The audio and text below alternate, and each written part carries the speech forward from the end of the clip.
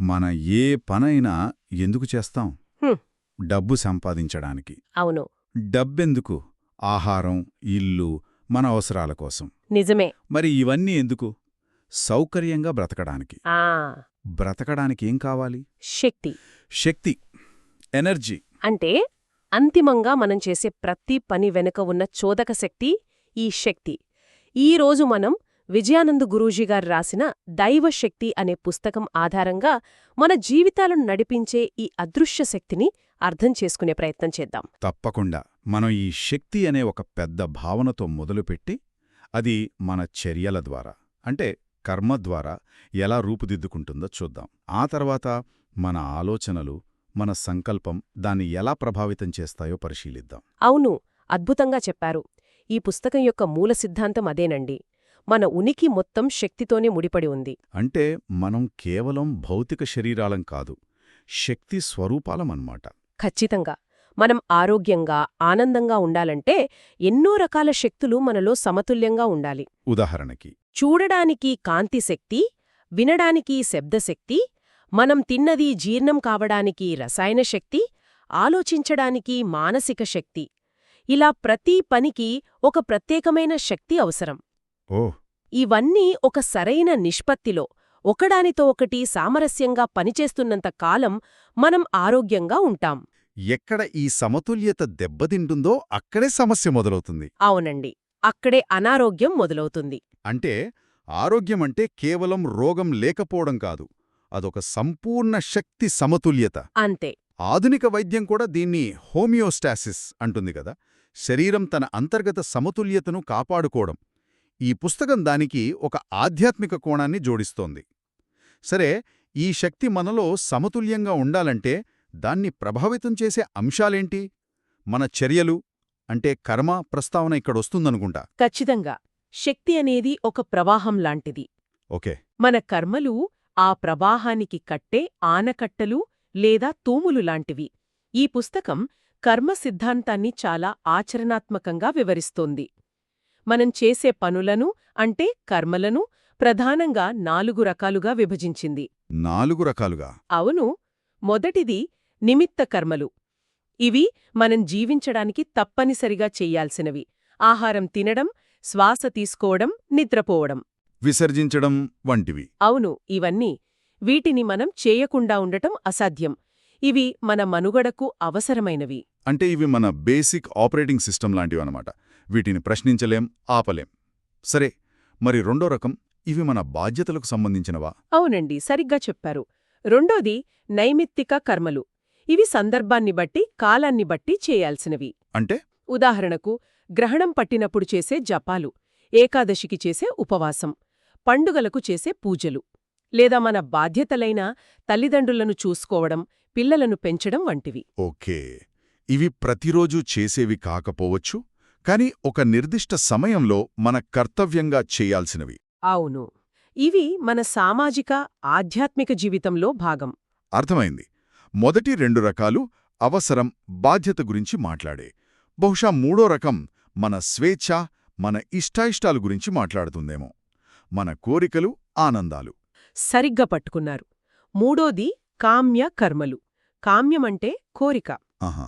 మన కోరికల మీద ఆధారపడి చేసే పనులన్నీ దీని కిందకే వస్తాయి. సినిమా చూడాలనిపించడం, ఇష్టమైన స్వీట్ తినాలనిపించడం, స్నేహితులతో కబుర్లు చెప్పడం, విహారయాత్రకు వెళ్లడం. అవన్నీ కామ్యకర్మలే. ఇవి చేస్తే ఒక రకమైన తక్షణ ఆనందం లభిస్తుంది. కాని ఇవి చేయాలా వద్దా అనేది పూర్తిగా మనిష్టం. వీటిని నియంత్రించుకునే శక్తి మనకుంటుంది. ఉంటుంది. ఇక 4వది, నేను ఊహించినట్టుగా మనం అస్సలు చేయకూడనివి. సమాజం, శాస్త్రాలు వద్దని చెప్పే పనులు. అవును, అవే నిషిద్ధ కర్మలు. అంటే నిషేధించబడిన పనులు. ఇతరులను మాటలతోగాని, చేతలతోగాని హింసించడం, దొంగతనం చేయడం, అబద్ధం చెప్పడం, కొన్ని రకాల ఆహారాలు తినడం. అవును, రజోగుణం, తమోగుణం పెంచే ఆహారాలు అతిగా తినడం వంటివి. ఈ పనులు మన శక్తి సమతుల్యతను తీవ్రంగా దెబ్బతీస్తాయి. అందుకే వీటికి దూరంగా ఉండాలంటారు. ఈ వర్గీకరణ చాలా స్పష్టంగా ఉంది. అయితే ఇక్కడే అసలు ప్రశ్న మొదలవుతుంది. ప్రతిచర్యకు ప్రతిచర్య ఉంటుంది అని న్యూటన్ నియమంలాగే. కరెక్ట్. ఈ పుస్తకం కూడా మనం చేసే ప్రతి కర్మకు ఒక ఫలితం ఉంటుందని చెబుతోంది. మంచి పనికి మంచి ఫలితం, చెడు పనికి చెడు ఫలితం. కరెక్టే. కానీ ఆ ఫలితం ఎప్పుడూ ఎలా వస్తుందనేది మనం చేసిన పని తీవ్రత, ఉద్దేశం మీద ఆధారపడి ఉంటుంది. అంటే పుస్తకంలో ఒక మంచి ఉదాహరణ ఉంది. దుకాణానికి వెళ్లి 10 రూపాయలిస్తే ఫలితం వెంటనే బిస్కెట్ ప్యాకెట్ రూపంలో వస్తుంది. ఇది తక్షణ ఫలితం. అవును, కాని ఒక మామిడి టెంక నాటితే పండు రావడానికి కొన్ని సంవత్సరాలు పడుతుంది. అది దీర్ఘకాలిక ఫలితం. సరిగ్గా అదే. అలాగే కొన్ని కర్మల ఫలితాలు 10 ఏళ్ల తర్వాత రావొచ్చు, కొన్ని ఈ జన్మలో రాకపోవచ్చు. మరుసటి జన్మలో కూడా రావచ్చు అంటారు. అవును. మిక్ అకౌంటింగ్ సిస్టంలో నమోదై సరైన సమయంలో మనల్ని చేరుతుంది. మరి ఈ కర్మల నిల్వను కూడా ఈ పుస్తకం వర్గీకరించింది కదా? అవును. ఇక్కడే విషయం మరింత ఆసక్తికరంగా మారుతుంది. ఈ కర్మల నిల్వను 3 రకాలుగా విభజించారు. మొదటిది సంచిత కర్మ. సంచిత కర్మ. ఇది ఒక పెద్ద గోడౌన్ లేదా ఒక అనంతమైన క్లౌడ్ స్టోరేజ్ లాంటిది. ఓహ్, మంచి పోలిక.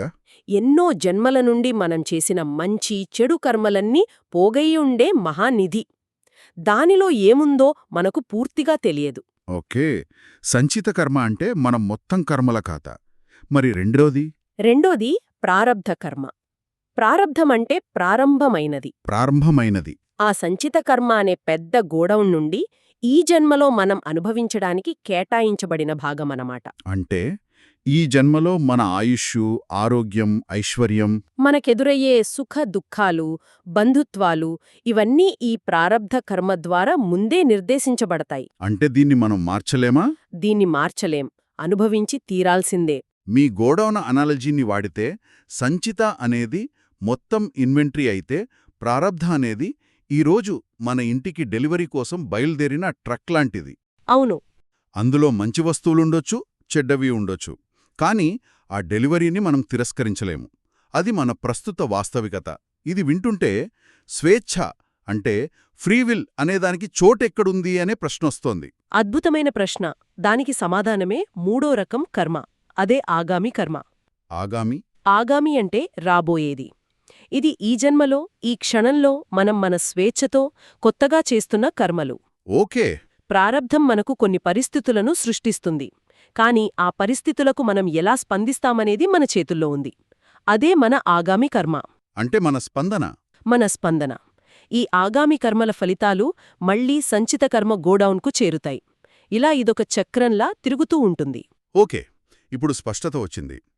ప్రారబ్ధం మనకు వచ్చిన పేకాట ముక్కల్లాంటిదైతే, ఆ ముక్కలతో ఆట ఎలా ఆడాలనేది మన ఆగామి కర్మ. సరిగ్గా చెప్పారు. మరి ఈ ఆగామి కర్మను సరిగ్గా ఉపయోగించుకుంటే ఈ చక్రం నుండి బయటపడే మార్గముందా?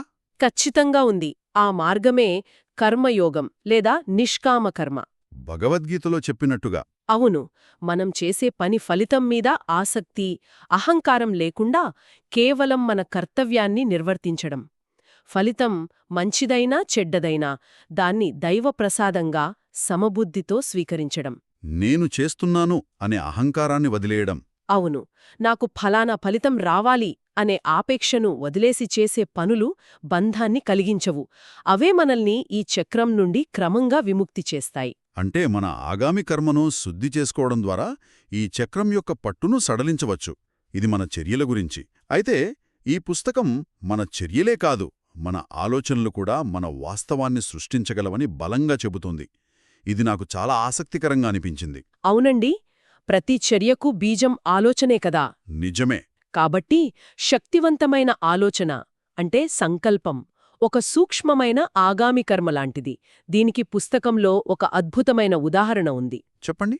ఒక గుడి కట్టాలనే ఆలోచన ఒక వ్యక్తికి వచ్చినప్పుడు ఆ ఆలోచన ఒక చిన్న శక్తి తరంగంలా విశ్వంలోకి వెళ్తుంది. అదే ఆలోచనను 100 మంది కలిసి చేస్తే ఆ 100 ఆలోచనల శక్తులన్నీ కలిసి ఒక పెద్ద శక్తిగా మారతాయి. అదే 1000 మంది సంకల్పిస్తే ఆ 1000 యూనిట్ల శక్తి పోగై చివరకు ఆ గుడి నిర్మాణానికి కావలసిన వనరులను, పరిస్థితులను ఆకర్షించి దానికి వాస్తవరూపమిస్తుంది.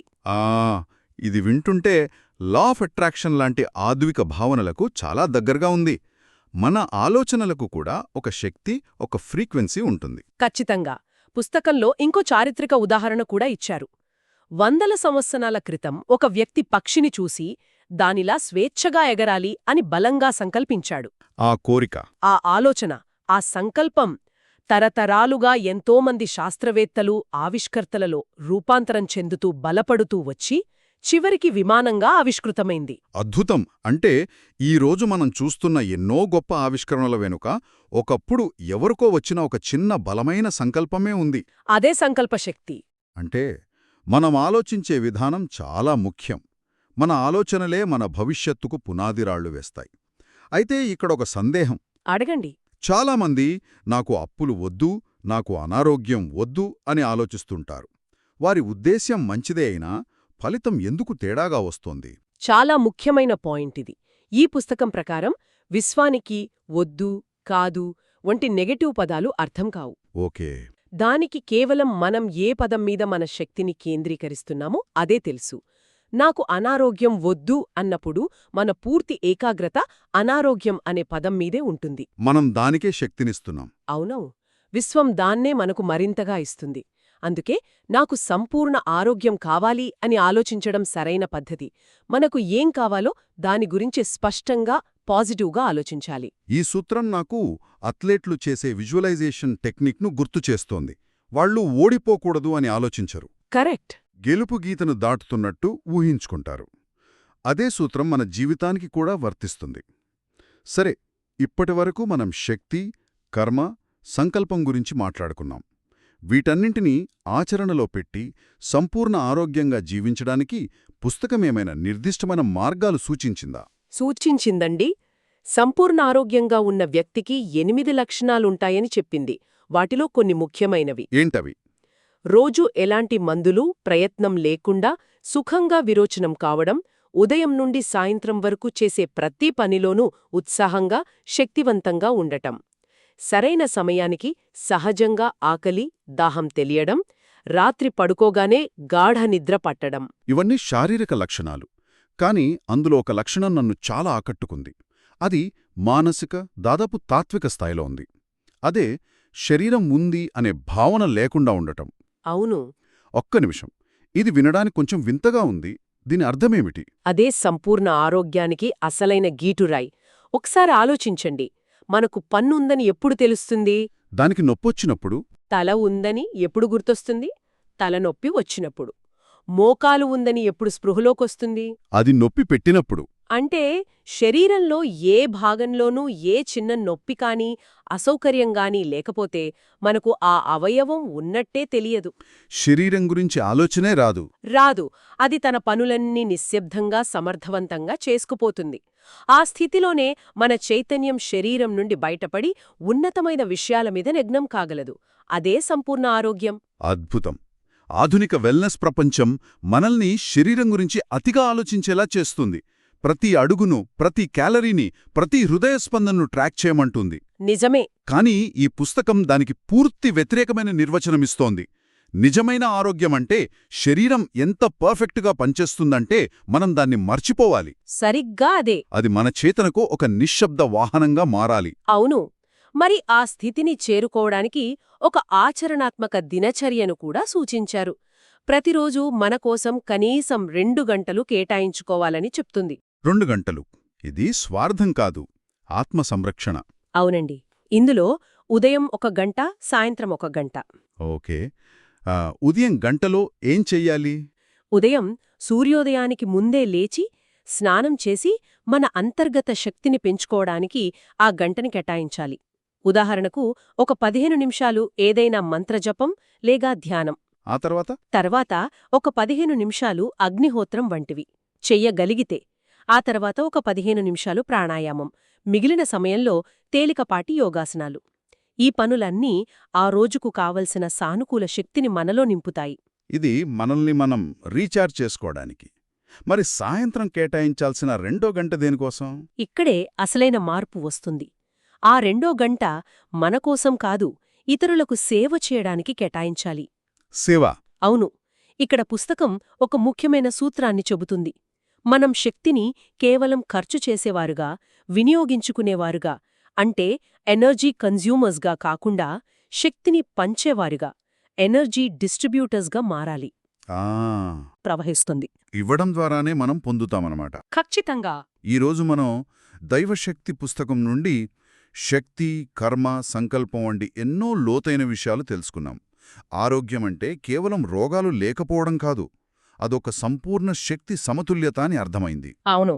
ముఖ్యంగా మన చర్యలు అంతకంటే బలంగా మన ఆలోచనలే మన వాస్తవికతను నిర్దేశిస్తాయనేది ఒక శక్తివంతమైన ఆలోచన. మన జీవితానికి మనమే శిల్పులు అనే భావనను ఇది కలిగిస్తుంది. ఈ చర్చను ఒక ఆలోచనతో ముగిద్దాం. ఈ పుస్తకం మనల్ని శక్తిని వినియోగించుకునేవారిగా కాకుండా పంచేవారిగా ఎదగమని చెబుతోంది. అవును. మన జీవితంలో ప్రతిరోజూ కాకపోయినా కనీసం వారానికి కొన్ని గంటలైనా ఇతరులకు నిస్వార్థంగా సేవ చేయడానికి కేటాయిస్తే, కేవలం తీసుకోవడమే కాకుండా శక్తిని తిరిగి ఈ ప్రపంచానికి ఇవ్వడం ప్రారంభిస్తే, మన వ్యక్తిగత శక్తి స్థాయిలో, మన ఆరోగ్యంలో, మన మానసిక ప్రశాంతతలో ఎలాంటి మార్పులు రావచ్చు? ఆ మార్పు ఎలా ఉంటుందో ఊహించుకోవాలి. ఈ ప్రశ్న గురించి ఆలోచిద్దాం.